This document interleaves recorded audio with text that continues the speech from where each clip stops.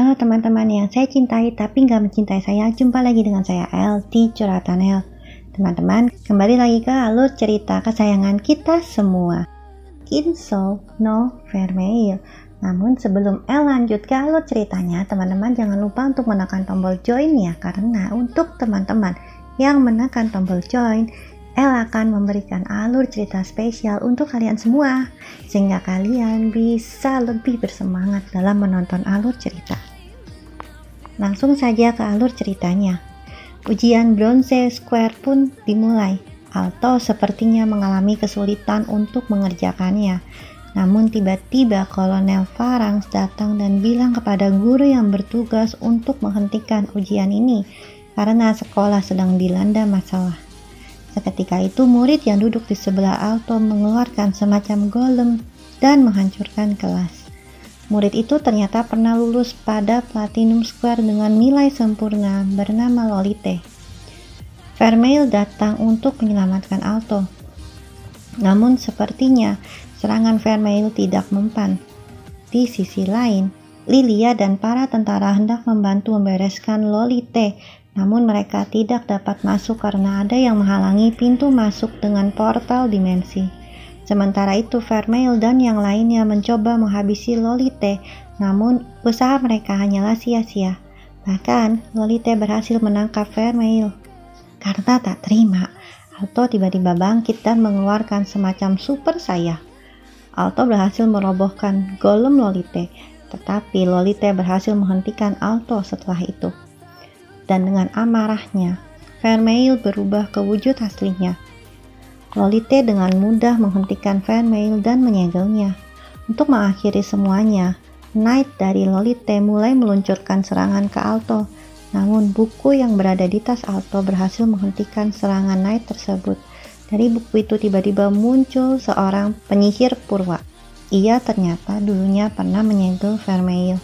Dan sekarang ia meminta bantuan Alto untuk menolong Vermeil dengan masuk ke dunia ingatan Vermeil itu sendiri. Setelah Alto dan penyihir purwa itu masuk ke dalam ingatan Vermeil, penyihir purwa menjelaskan bahwa kau lihat sekarang adalah 550 tahun yang lalu, di mana kerajaan Ortigia belum berdiri. Dan jika kau tidak bisa menyelamatkan Vermeil, kau akan terjebak di sini selamanya. Tak lama setelah itu, Alto melihat Vermeil ketika masih bocil.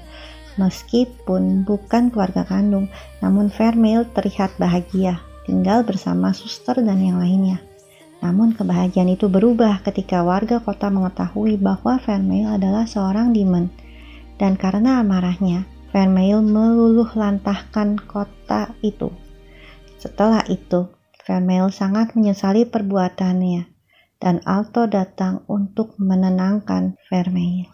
Tentu saja, seperti kata orang-orang teman-teman, orang jahat lahir dari orang baik yang tersakiti. Karena menurut Alto, Vermeil memang adalah orang baik, namun ia memang tersakiti karena ulah mereka yang ada di sekitarnya. Teman-teman, lanjut lagi. Lolite memang menyegel Vermeil dan dengan tanpa sengaja, ia pun turut menyegel Alto. Namun, di saat-saat Vermeil sedang tidak tenang, Alto kemudian menyatakan perasaannya pada Vermeil. Dan akhirnya ternyata segel itu luluh dengan ketulusan perasaan mereka semua. Segel Vermeil pun terbuka. Dan akhirnya Alto dan Vermeil kembali untuk menghadapi Lolite.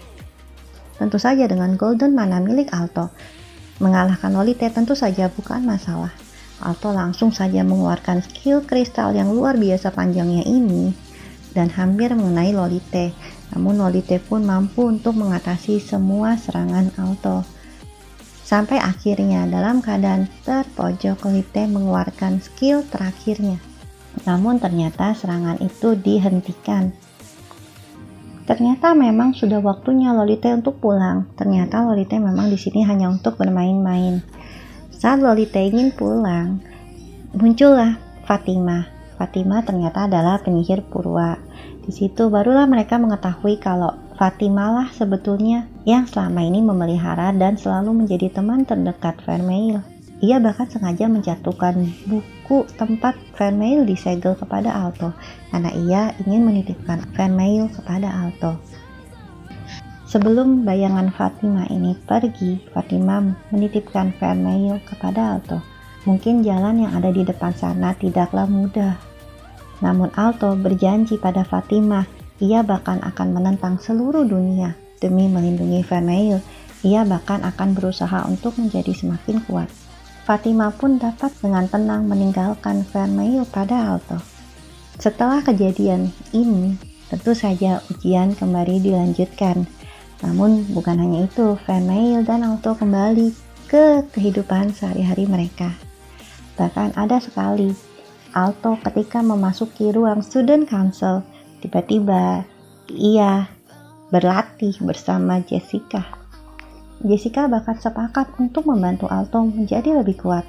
Bahkan Chris pun dengan serius menjadi teman latihan Alto.